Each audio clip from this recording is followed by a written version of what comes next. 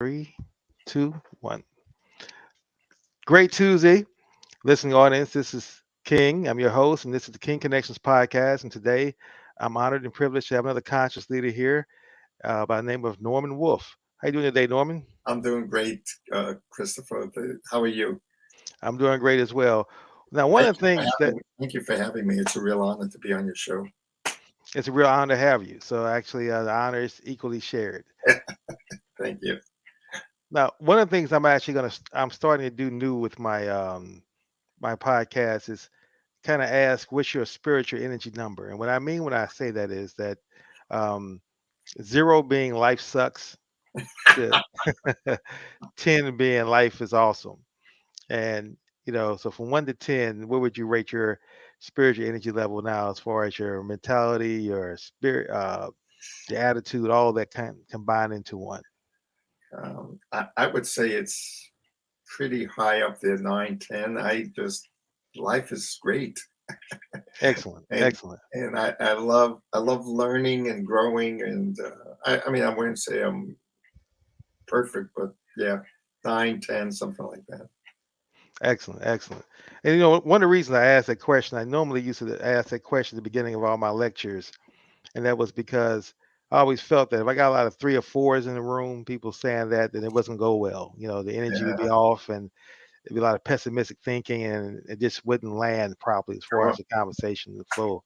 So mostly when I ask that question, most people say 9 to 10, and then it's always usually a very great meeting and it's a great energy. So thank you for indulging me with that question. My pleasure. Now, my first question is, what do you see as your purpose in life? Well, I say it like this. I want to see businesses, organizations in general, transform so that they are much more conducive to supporting and enhancing the dignity of the human spirit. That's, at the end of the day, it's sad to me how it dampens the creative, imaginative nature of human spirit in most ways we run organizations. So I've committed myself to changing that. I love that. I love that purpose. Thank you. I definitely love that purpose. And now I think that one of the key things that as we talk about conscious capitalism and the term conscious leader gets thrown around quite a bit in this new world that we're in right now. And I think a lot of people have different definitions of how they define a conscious leader. Yeah. So I often ask people, share your definition, if you wouldn't mind, of how you would define a conscious leader. Well, first of all, I want to say that consciousness for me is really a process more than a stage of development. Hmm. And so, key to conscious leadership is a degree of self reflection, a high degree of self reflection. So, Hmm. the more conscious you are, the more capable you are of being self reflection. And by self reflection, it's being open to observing yourself in the act of living life. And the more you can do that, the more conscious you are. Absolutely. Absolutely. And as we talk about conscious and conscious being a conscious leader, I've chosen now, and I'm now 52 years old, is that the way I want to do business and the people I want to connect with, in my opinion, have to be conscious leaders, right? I'm no longer looking for just a transaction because I've learned from doing that in the past. That's where I get the lawyers involved. That's where the anxiety comes into play. You hate communicating with people, but you find it a necessity because you're doing business. So I've shifted my focus. I only want to connect with conscious leaders and build with individuals who have this higher purpose and want to live. I like to say live their legacy now as opposed to just leave a legacy. They want to live it as well. Yeah, And yeah. Well, go and ahead. so one of my and for me, I've had to define key characteristics of what I look for as myself because I consider myself to be a conscious leader, and I came up with 8 virtues that Wow. I that I kind of hold myself up to as my true north. As you say, it's a journey for me. It's not a destination, but it's something to keep me guided towards. And I just want to share those with you quickly. Then I kind of want to get your assessment of what characteristics do you look for to kind of connect with individuals. And Sure. so my 8 characteristics are: number one, I aspire to be principle centered. I aspire to be value driven, action oriented, results focused, growth minded, servant leader, accountability acceptor, and then have a grateful spirit. And so for me, those are my virtues that I have, and the virtues I look in others to kind of connect and form relationships with. Not that they have must have all 8 of them, but just the fact that I have some of those and we willing to add others. That's kind of what I look for. So with that being said, um, what are some of the key characteristics that you look for in establishing a new connection? Um, I'm less, how do I want to say this? I'm less organized and structured about it than you are. I know is I don't have a list of priority. What I really look for is, I would say, authentic relating. Mm, We are human beings, so we're imperfect by definition. Um, and the journey of consciousness and the kind of relationships I like to engage in are with people who are at least, and goes back to what I said about self-reflection, mm. it's people who are at least capable of catching themselves in their imperfection, Yes, right? yes. We can have a dialogue about it. It's not about judgment. It's not about, well, you don't measure up on this scale or that scale. Mm, It's really, can we engage in relationship in a way that allows me to learn about my own imperfections in the way I'm relating to you, and are you willing to learn about your imperfections in the way we're relating together, and can we both grow from it? And that's what I look for. I love that answer. And again, that has a growth part in it, and I think that's Oh yeah, yeah. to me that's key in any And relationship. it has all those elements in it. People who tend to be able to do that tend to find their purpose in life. They tend to have a vision, Yes, something they want to accomplish. They tend to um, be in terms of service to others rather than self. They're less ego based, if you want to say it that way. And so all of your attributes are typically found in people who relate the way I described. absolutely. I concur 100% with that. Which I think is a great transition to the next question, which is name of your company, and it's Quantum Leaders. And my question would be, what inspired you to create Quantum Leaders? And then I definitely want you to define what a What is quantum leader is as yeah, well. yeah. Quantum Leaders was a name that actually came to me intuitively. I was looking when I went back to creating the consulting company in 2002, and I wanted to rename it from its previous incarnations. I was actually driving somewhere, and the voice in my head said "Quantum Leaders." I can't, and I share that way because what it means is continually being revealed to me. It's almost like I got this gift, and then I had to figure out what it meant. so, Hmm. so that's why I created the consulting company, Quantum Leaders.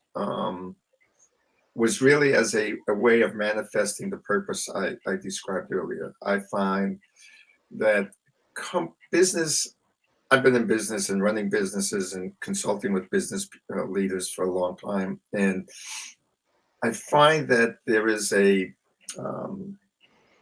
sort of an interesting paradox in that organizations are not very good at executing their strategies. 70% of strategies fail is the typical statistic that's quoted.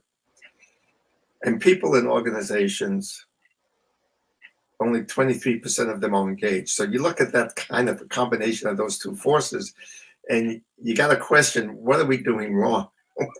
Yes. what? Why are we?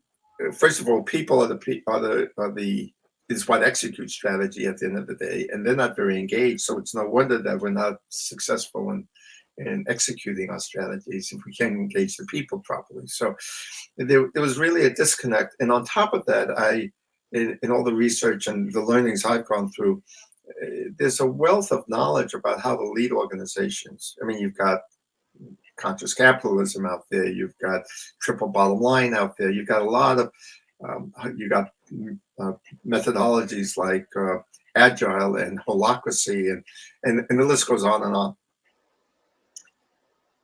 And yet, with all of that, the needle hasn't changed in 4 decades. Something's fundamentally wrong, um, and so I set out to create an organization that would address those issues. Why aren't we being more successful? And like I said, it's been a journey. It wasn't. Um, it didn't come. It came out of. It came out of, and it continues to evolve based on working with clients, trying to understand what's getting in their way, what's happening. Um, So the name quantum leaders, like I said, came to me, but its meaning evolved over times. And for me, what makes a quantum leader is the notion that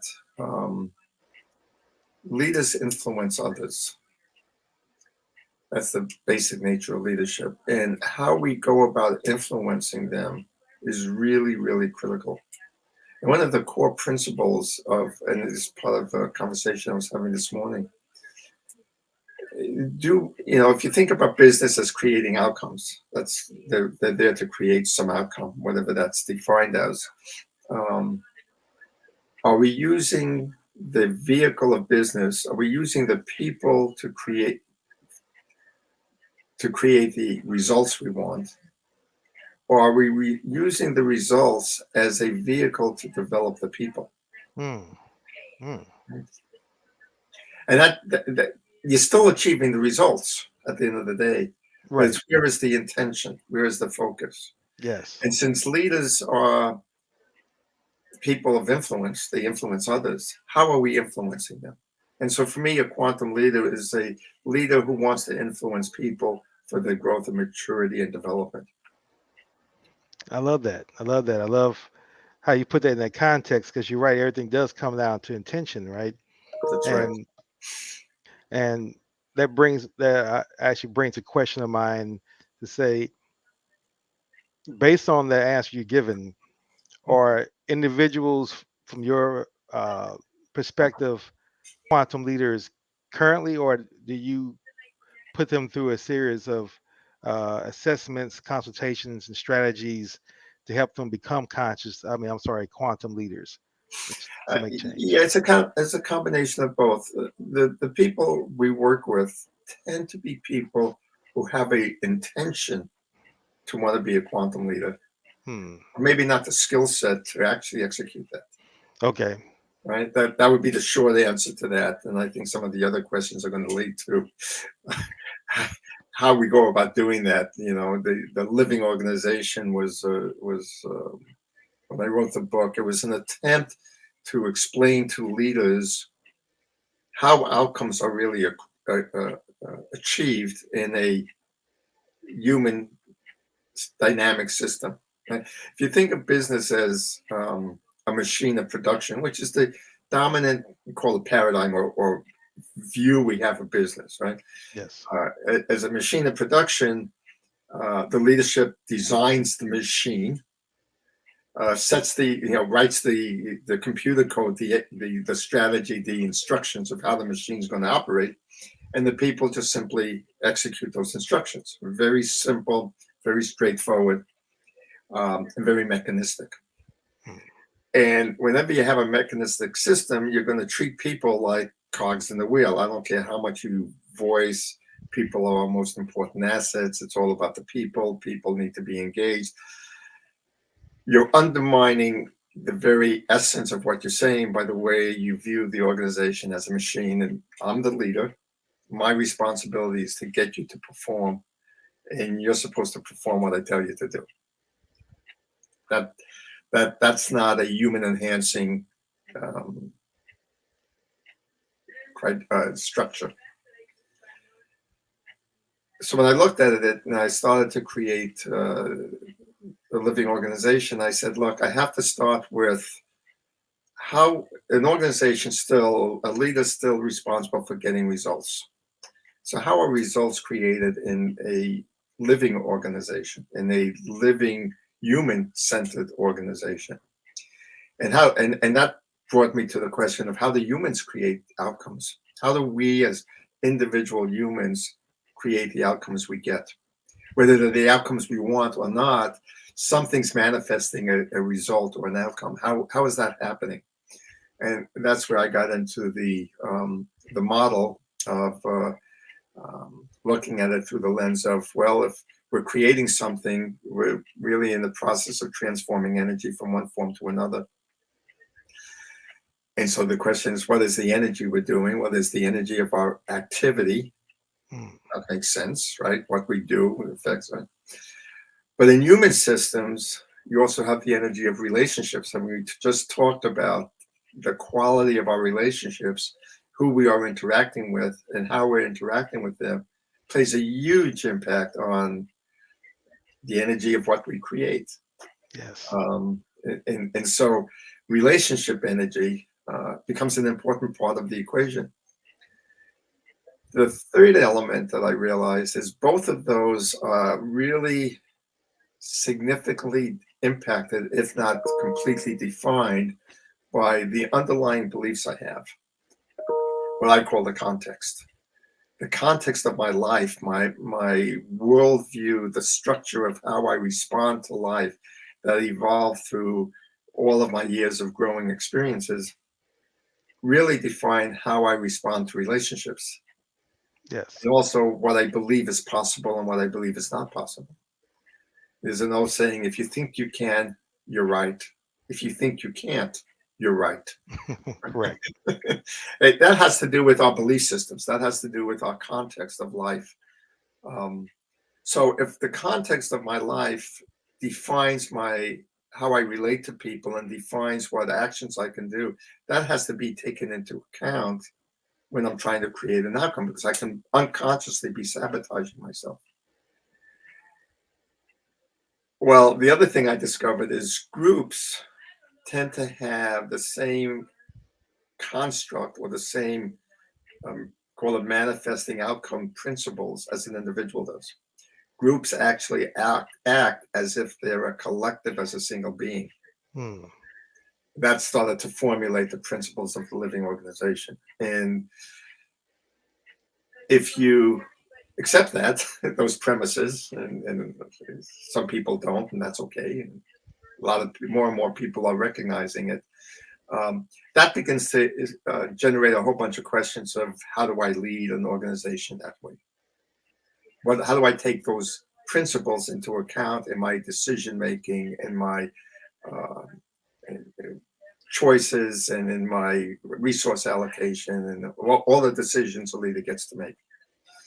Um, and that then leads to the intention that I talked about, which is if I want to increase the capacity of my organization to achieve better outcomes, it's not just about the activity that we're focused on, which has to do with the capability and the skills of the people doing the activity. It has a lot to do with the maturity of an organization, the maturity of the organization collectively, and the maturity of the people within it. And so I define capacity as capability plus maturity. And so that then gets us into, so how do I develop the maturity of the people so that we increase the capacity? And that comes down to um, how you address the experiences you have in trying to accomplish the outcomes. The way we grow as human beings is simply, I try to do something and it doesn't work, Right. right? And so that means there's some shortcoming in me because it's not working, right? And so when it's not working, I often just beat my head against the wall, keep trying to do the same thing over and over again, expecting a different result, where we know that doesn't get you anywhere. So eventually we get tired of beating our head against the wall and we say, well, maybe I should think about this differently.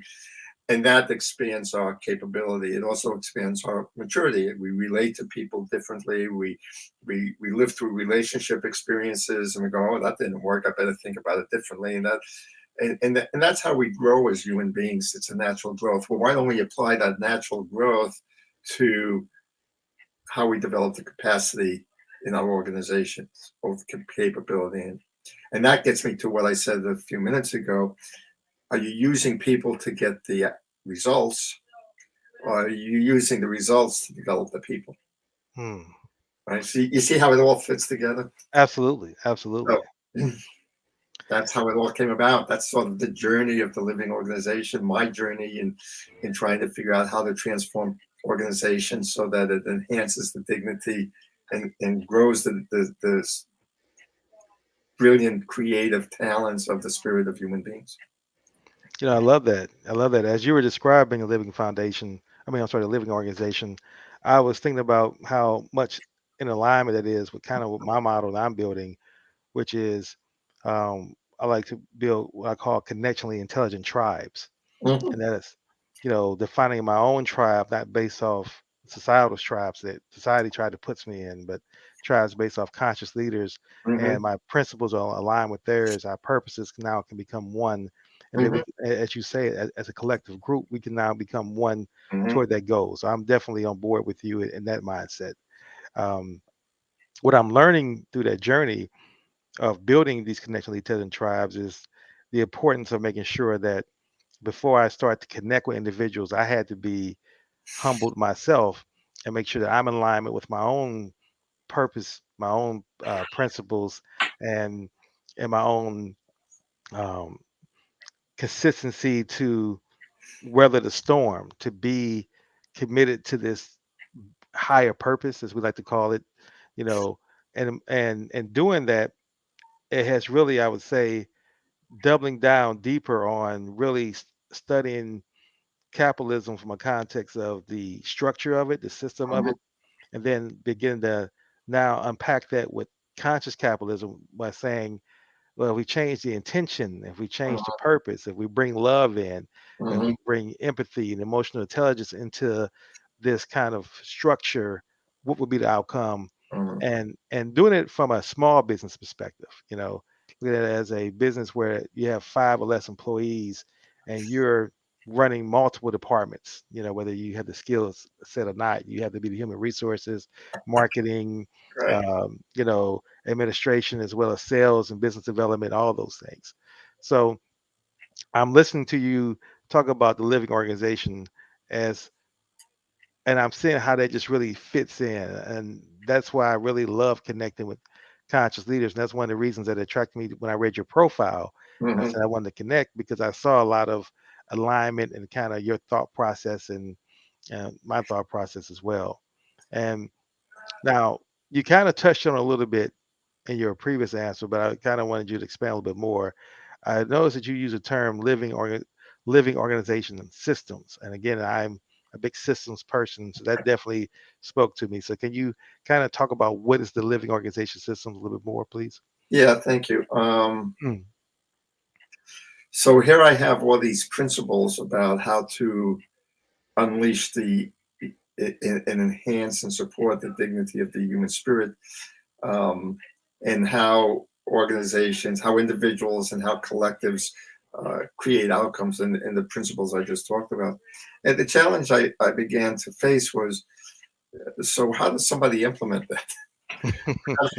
How do you, as a leader of an organization, implement that in these sort of structured way? And again, working with a number of clients over the years, I developed what I now call the living organization system, which is a sort of like an operating system, if you mm, will. Some people call it a framework, or some people call it a meta framework. It's a framework by which you can think about proceeding towards the journey of transforming your organization into a different way of operating.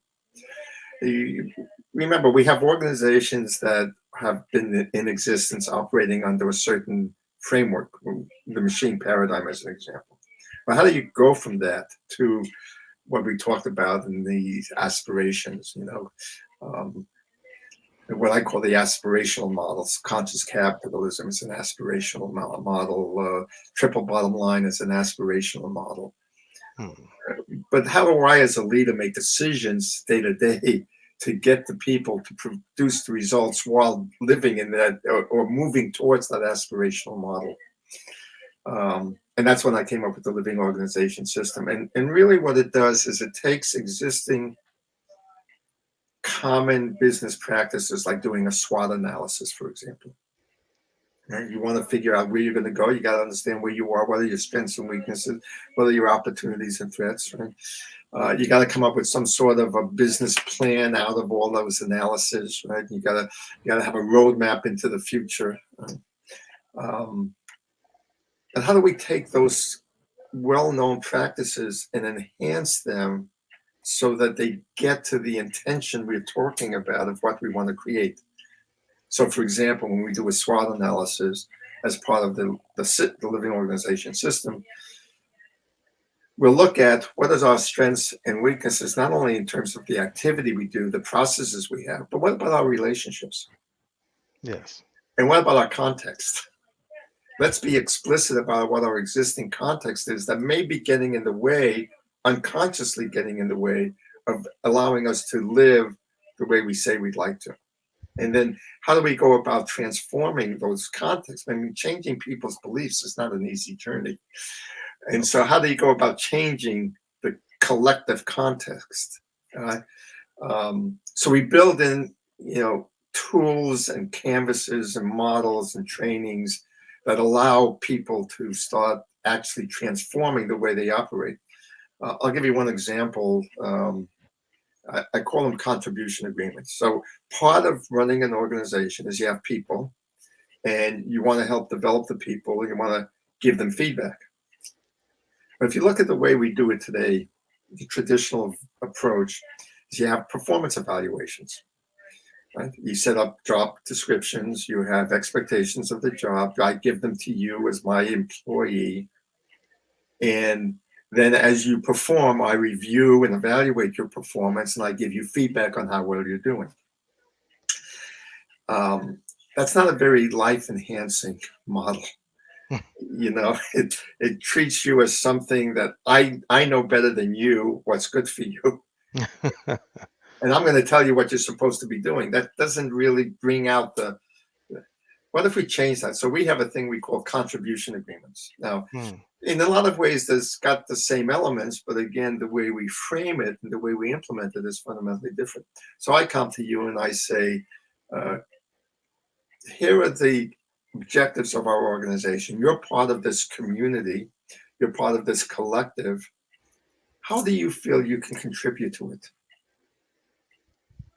So now we're discussing, well, I can do this and this and this. And I go, well, that's great. Can you think you can also do this? I'm not capable of that. Would you like to develop that? Yeah, okay. So we're reaching an agreement on what contributions you're going to make.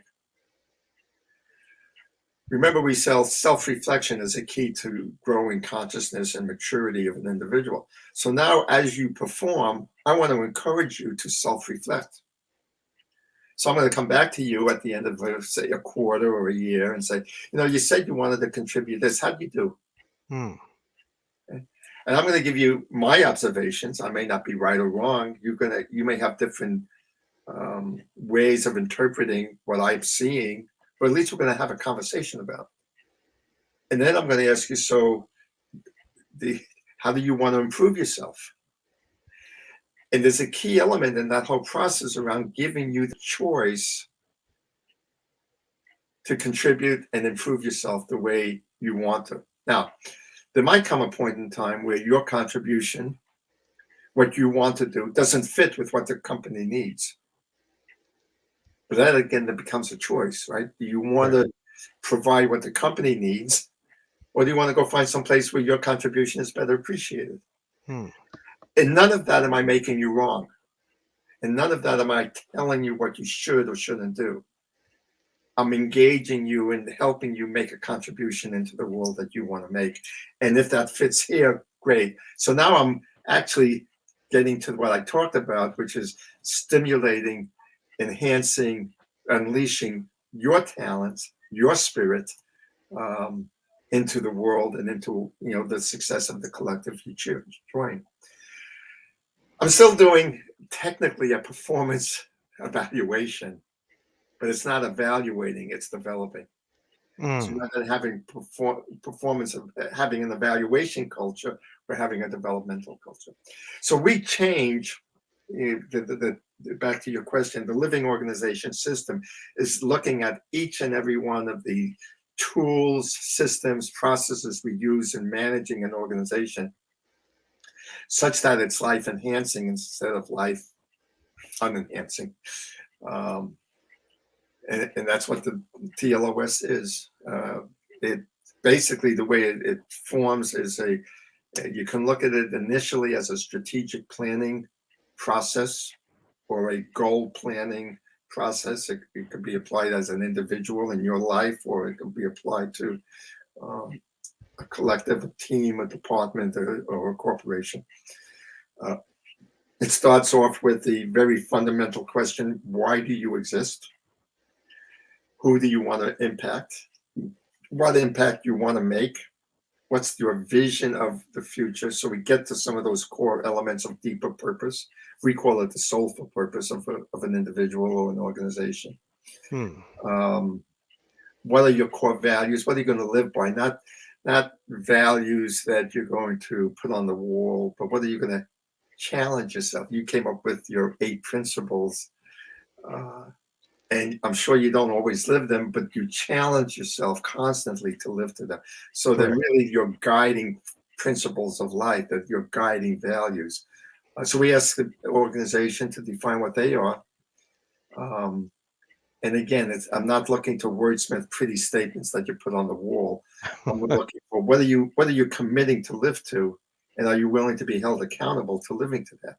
Mm. So we have that. We go through a SWOT analysis. We go through a maturity assessment,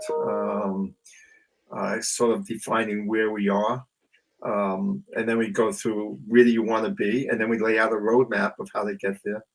We have an element of it of understanding the business model, what drives revenue, what drives your expenses. There's usually only 3 or 4 critical elements that you really have to pay attention to. So we want to make those explicit Yes. because it is running a business after all. It's not just a human game, it's a business. So the business has to be successful. It's the goals we're striving for that challenge us to be better people. So we want to make sure we understand what those are. And that puts together a roadmap. Uh, Roadmaps are only as good as you get in the car and you start down the path. Then you have to be prepared for all the detours that are going to show up that you didn't know about. Yes. You have to be prepared for having a flat tire when you didn't expect it, right? And so the final piece of our system is what we call guided execution, where there is support for you in executing it as a leader and as a team. It consists of what do I want to say? It consists of some one-on-one coaching, so you can have an opportunity to self-reflect about what's going on and learn from that. And it consists of accountability, where we hold everybody. We review what's the progress. Did we get to the next city in time? Why not? Were we unprepared to handle the flat tire? Did we all just stand around and look at it and nobody thought to call AAA? I mean, what's going on? What can we learn from our journey? So it makes it makes the roadmap a map of a journey created for the development of the organization, both in terms of capability and maturity, thus increasing the capacity. So that's the living organization system, kind of in a nutshell. Well, thank you. And I definitely, as you were talking about it in my mind, I'm envisioning it being implemented, Yeah, and I'm also looking at certain elements of it, and I see all four of the principles of conscious capitalism: higher purpose, conscious leadership, stakeholder orientation, yep, and conscious culture, of course. yep, And then I also like the fact that what you are doing, as you're saying, you're developing and not performance. It's that's right. developing, understanding how to make sure that you bring out the best, and and at the same time make sure that people are in alignment with the actual mission of the company and the company's focus, and that you don't have people on their own agenda working at the company, and making sure you get those. I like to say, from my background being systems as well, get those bad nodes off your network. You wanna, you know. make sure you But had the right nodes on there. yeah, and I'm very careful with the notion of judgment. I mean, bad nodes. You're right. We don't want them. Uh, But I look at it this way: if I'm running if I'm ahead of say a soccer team, and somebody comes in and they really want to play football, and they love playing football, they make it that would make them a very bad soccer player. Yes. It doesn't make them a bad person. Right. It Right. just makes them they're just on the wrong team. So helping people come to that self-realization is actually quite a positive developmental. It doesn't make them wrong. It just makes them realize they're not doing what they love. They're never going to be successful. They're going to always struggle because they want to play football. And you can't play football on the soccer team, right? Yes. Every organization has their own rules of how we engage and how we play, and that doesn't fit for everybody. So it's more a question of the right fit is what's important, and so I'm very careful not to use words like bad or good or judgmental words where possible, because we human beings have a tendency to react negative to that those kind of judgments, right? And it doesn't Absolutely. get in the way. But yes, I agree with you. You want system components, and again, just saying that is anti to the living organization. But if you think of it, the human body is also a system component. I mean, the heart and the liver and the lungs and the digestive system and the brain and well, the spleen and all the components of the system work together, but they work together organically. They're not just, there's more to us as a living being than there is just our physiology. And that's part of what we have to do in organizations. It's more, it's not in place of, it's in addition to.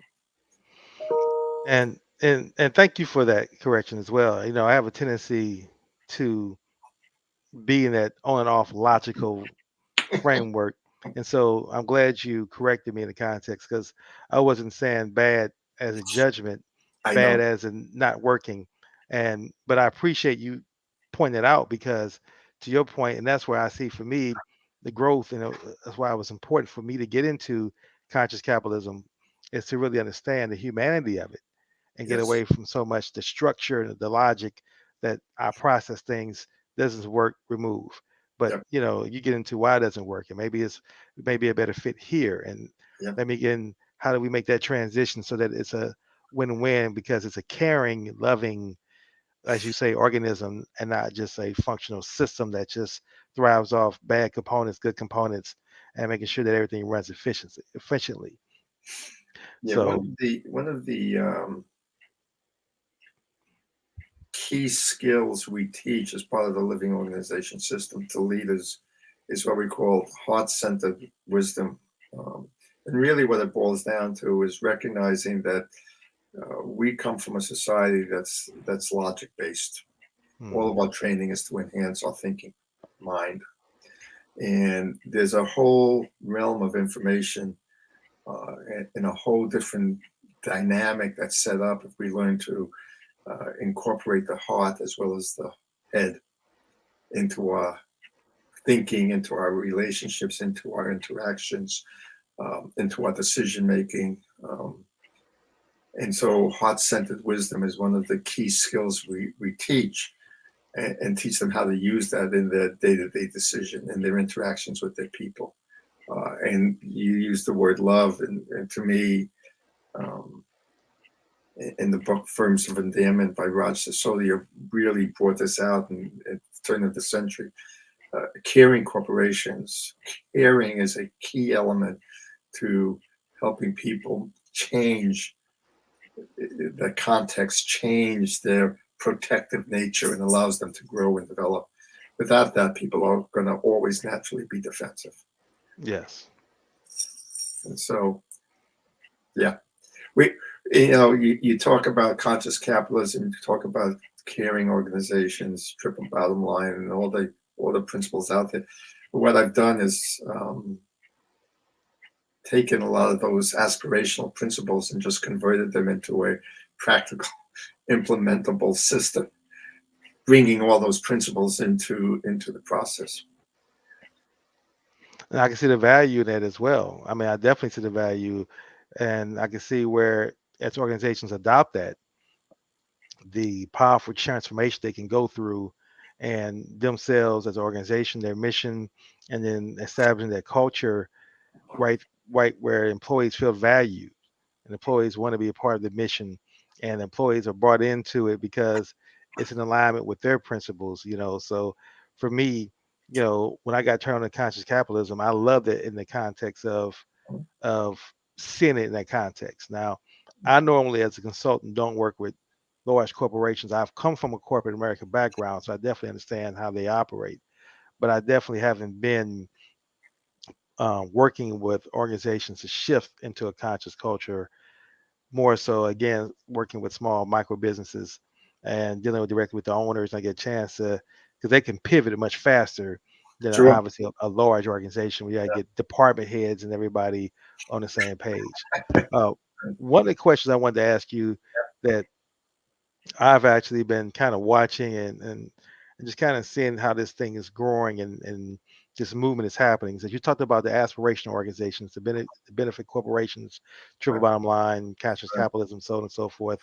How now that we have that going, and now we also have impact capital, social Mhm. impact investors saying, okay, as investors, we also want to do something that is more meaningful, and we want to put our money that and make sure we get an impact and not just a return. We want a return too, but the impact is actually more important. That drives whether or not we're going to proceed. So my question for you would be within that context, how do you see those impact investors and these conscious aspirational organizations you say kind of aligning to kind of create more of this, I would say, conscious capital in the context, not just capitalism as a system, but capital as resources and funds available to make the world a better place? You know, I don't know if you remember from my bio that I was very active in conscious capitalism from 2009 to about 13, 14. Yes. Um, I think I fell in love with conscious capitalism. And really held and still do hold them in high regard. Eh, what I'm seeing is what do I want to say it, an emergence of life. It's sort of an evolutionary emerging journey that life is on, and a lot of things are going to be changing or are in fact changing. And organizations like conscious capitalism, B Corp, um, um, teal movement, teal around the world, people talking about triple bottom line, the United Nations sustainability guidelines, Hmm. impact investing, as you point out. It's increasing the awareness of the change that's emerging and the need for it, and substantiate the through the anecdotal evidence of companies who have uh, evolved to that or become that either by accident or by circumstance or because they didn't know any better, they started that way.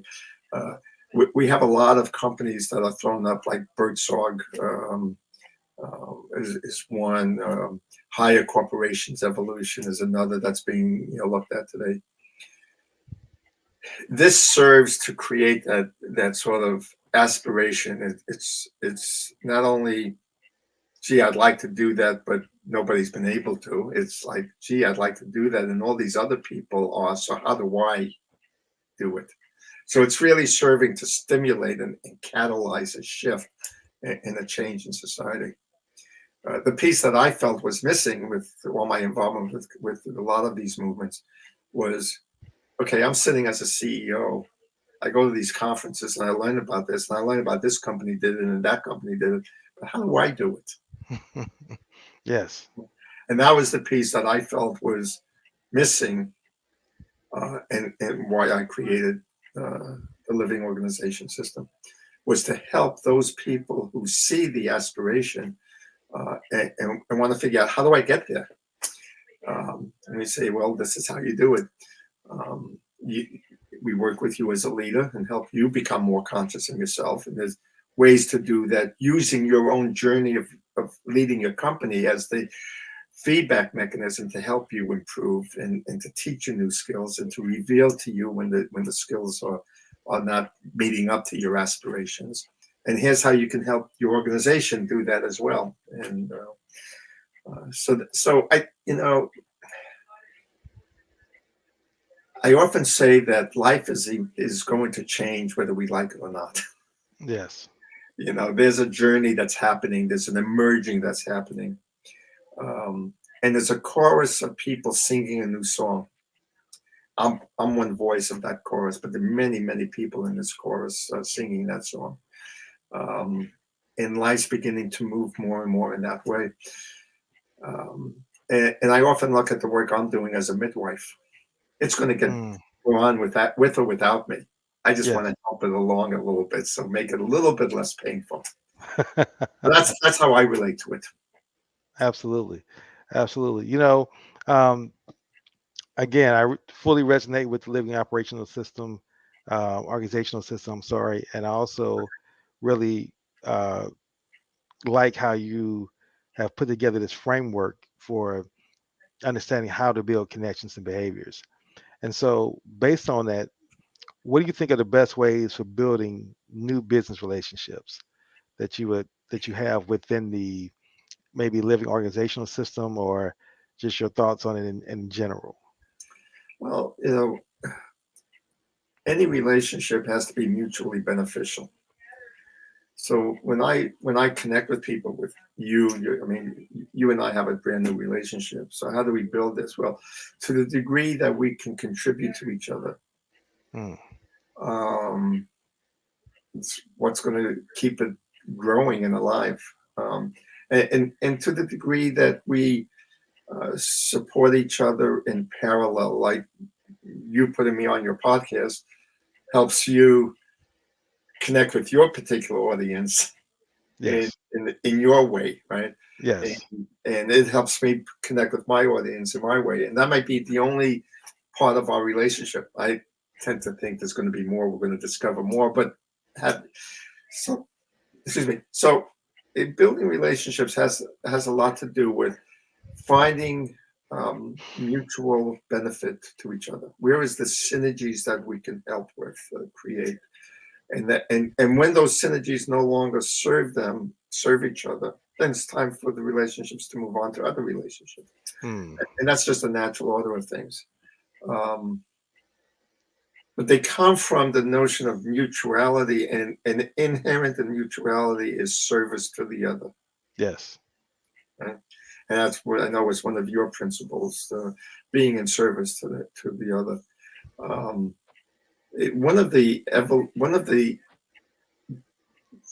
I'll call it developmental steps and maturity, or the maturation process, is we shift from the I to the we.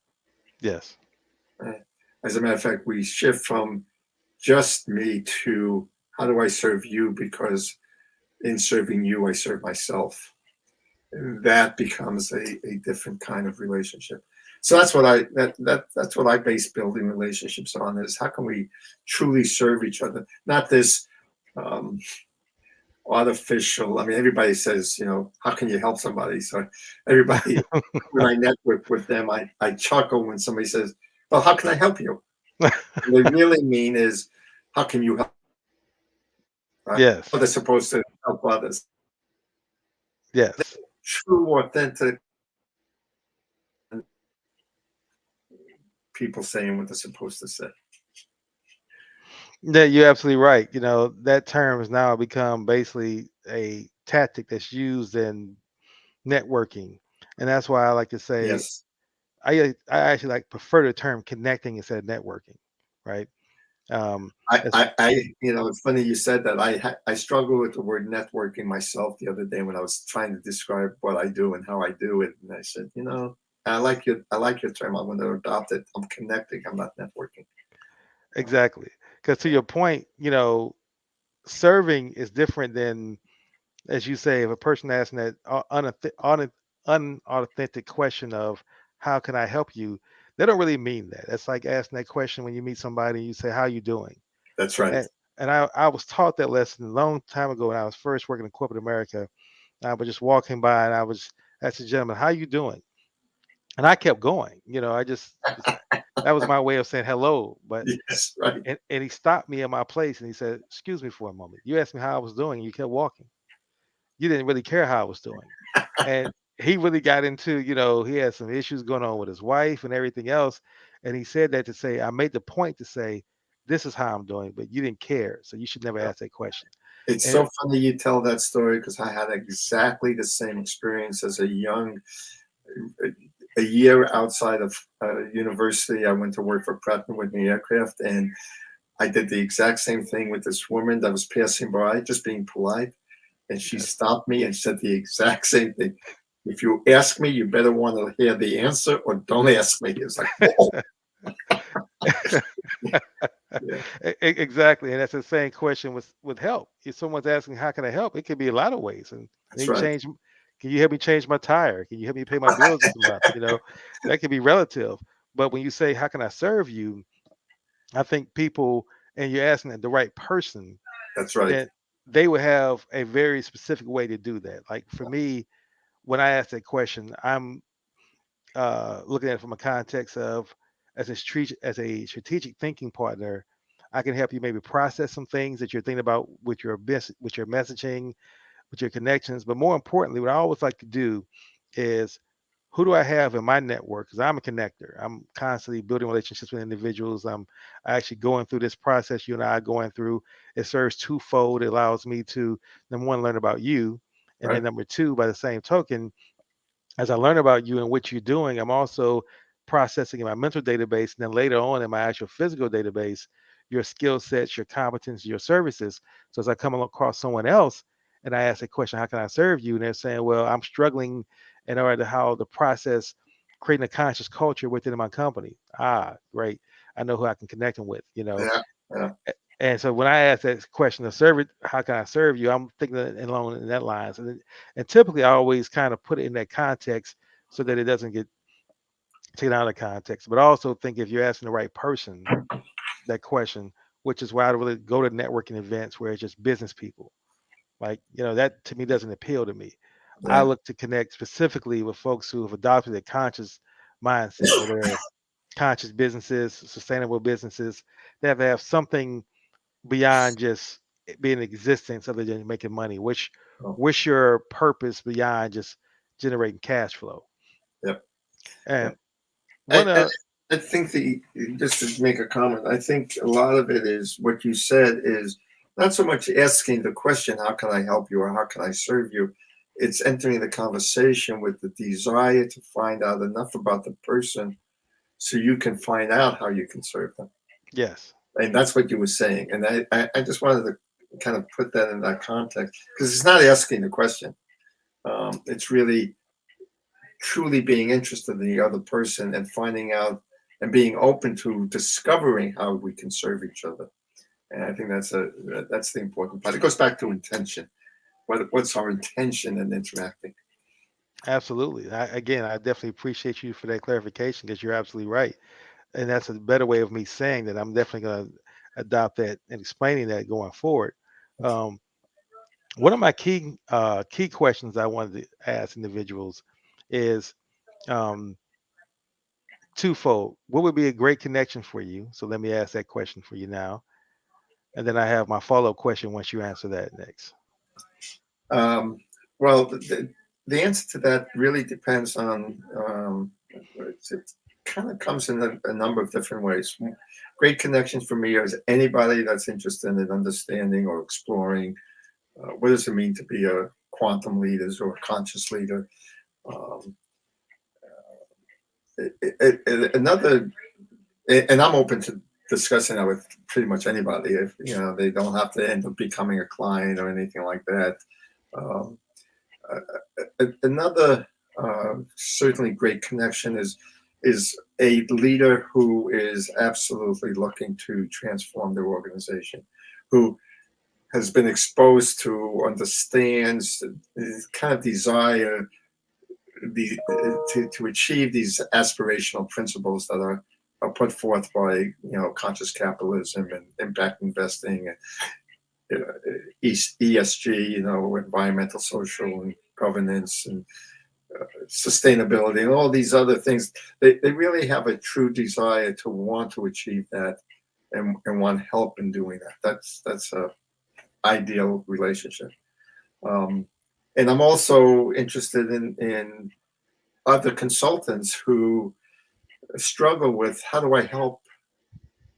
they help organizations that they interface with helping them become conscious organizations.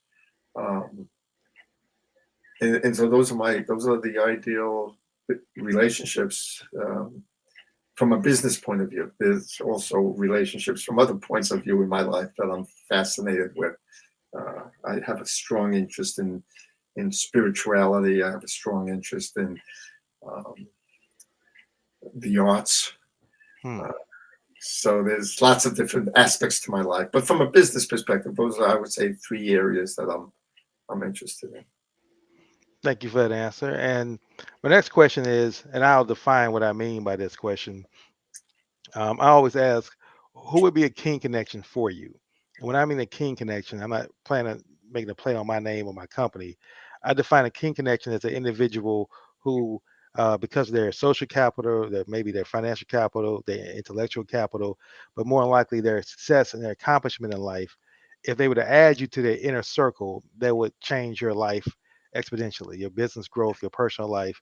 And for example, for me, a person, 'cause I do real estate development. I'm building communities and conscious communities and things of that nature. So a, a king connection for me would be Magic Johnson. He's an individual that if I connected with him as a coach, mentor, advisor, strategic partner, whatever role he fit into, I believe that I can bring him value as far as my connections and my structures and my systems, but I know he would bring me value. So my question would be for you, who would be a king connection for you? Wow.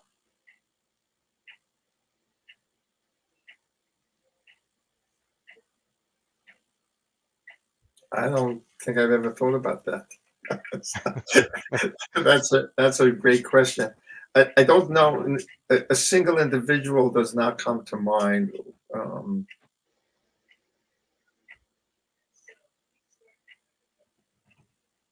uh, but certainly somebody, and maybe you can even help me with this, somebody who is recognized as a leader in the field of business leadership or business operations, um, that would help me grow and expand the living organization system and quantum leaders. Um,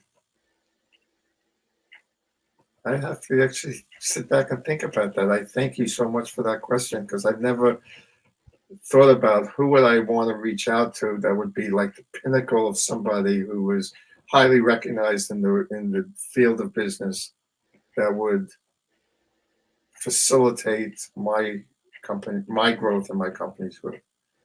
Um, I don't know. Well, I appreciate that, but again, that's one of the things I want to build with you on, because that's really my belief is that I look at it from e- everything we do in our lives as far as goes beyond our own agenda. Once we adopt the mindset, as Carl Jung talked about, when we shift into that statesman thinking, where we want to make the world a better place, that we can't do that alone. I agree with that. And we have to build connections with other human beings, and because we just don't have all the solutions. So that's for one thing. We got to take ego out and say, I can't solve it, but I can sit down with other people, be open minded, and build. And that's what I always like to say. I always look for individuals I can build with, you Yeah, know. And so with that being said, that's the purpose of my King Connection question is I've identified certain key people who I think that if they are what that image projects, they're not just necessarily famous from the context of a celebrity. To your point, it's certain business leaders. My King Connections range in different areas, even spirituality. I want to connect with someone who I think is I can connect with him spiritually, what that would do for me. Yeah. But uh, one of the final couple of questions I want to ask you as we begin to wrap things up, these are really lighthearted questions, would be what books are you reading and what book would you recommend that people in my listening audience would be a great book that you really enjoy, you think it'd be profound for them? Well, as you know, there's a whole range of books, and you can see my library behind me. There's, um, but interestingly enough, I often find great inspiration and wisdom in science fiction books. Hmm. And one that I've read probably 30, 40 years ago was a book by author Robert Heinlein, Stranger in a Strange Land. And Hmm. I happened to just be rereading that. Um, and science fiction happens to have a wonderful way of um, giving us permission to look at our assumptions in life and how we might look at it differently. And I've learned a lot through some science fiction books. I've read a lot of books from Carl Jung, who as a psychologist really was a spiritualist. Yes. His understanding of human nature and the psyche and how we operate. I think any of his books on human consciousness. Some of them are very difficult. Carl Jung is not easy to understand. One of his students, Edinger, probably is an easier one to follow. Um, I would certainly recommend Firms of Endearment by Rod Sasolia. I think that's a classic in understanding the emergence of what we're talking about. Yes. Um, I guess those are some of the ones that certainly serve in leadership. That goes back a number of years, but that's also one that I think is very powerful. Meg Wheatley's books on how to shift in our view of how the world works from a scientific base, uh, shifts the way we see what an organization is. I think those have had an impact on me. So those are some of the ones I would recommend. Okay, excellent, excellent. And my last question would be, and you can also definitely feel free, and I encourage you to, give out your contact information, your website. How would you like folks to connect with you? But as you're doing that, what is the final message or thought that you would like to leave with our listening audience today? I guess it's the affirmation that these aspirational principles aren't just things to dream about, but they're actually ways of running your organization that does in fact make your organization much more effective. Hmm. Um, we just relaunched our website, which by the way is www.quantumleaders.com. Um, and the headline of it is "Relax at the Helm of an Effective Organization." And it's the notion that we don't have, as leaders, we don't have to struggle trying to get our organizations to perform a certain way. You can actually enjoy the journey. You can relax at the helm. There are forces of nature that will take you where you want to go if you learn how to use them properly. And so, just the belief that it is possible, I guess, is and you're not alone in it. And we can make your life easier. That's what I'd like to leave. Um, Go to our website, www.quantumleaders.com. There's a link. You can sign up for a free consultation with me, which is nothing more than a 60-minute conversation about what is your challenges in life, and to see if there's a way we can help you. It's not about selling you anything. It's finding that place of service where we can enter into your life and serve you. Um, there's also on our website, again, quantumleaders.com/podcast.